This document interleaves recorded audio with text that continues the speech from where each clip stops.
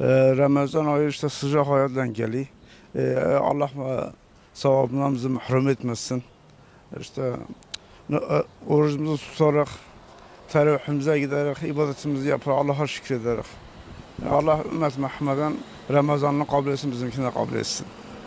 Ramazan badırlı. Mübarek bir aydır. Bu ay herkesin eline geçmez yani. İnsan bilmişsin kaç gün yaşayacağını. Yani bu bir fırsattır. Biz de ona göre gereken ibadetlerimizi yapmaya düşünüyoruz. Allah herkese nasip etsin.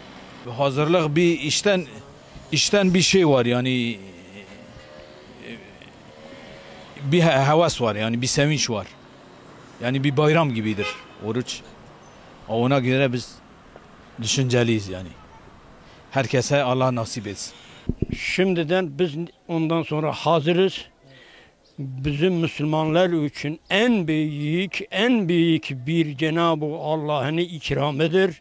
Bizini af-ı mağfurata bir vesiledir. Müslümanların ünvanıdır. Nasıl ki bir cumhurbaşkanının neyle ünvanı bellidir?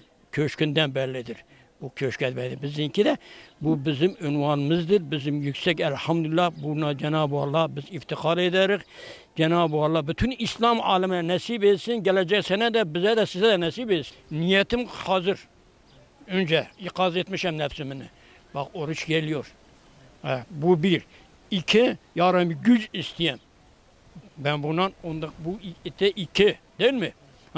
İnşallah da sona kadar da ibadetimden, namazımdan ve ihlasımla beraber ve bu etrafındakini bu bazı böyle Abu Cehil'in askerlerinde inşallah biz onlarla hiç ne görürüz ne sayarız. Şimdi tabi ibadet niyete bağlıdır onu. El niyet bel amel. Ameli neyse bir gün niyeti neyse amel de odur. Yani buradan gelip de bu oturmaktan burada bir namaz kılmakla cami var. Niye burada oturacağına camiden kıl. Değil mi? Çünkü Cenab-ı Allah burayı tarif etmiş. Mescidi tarif etmiştir. Evet diyeceksin ki olmaz mı? Olur.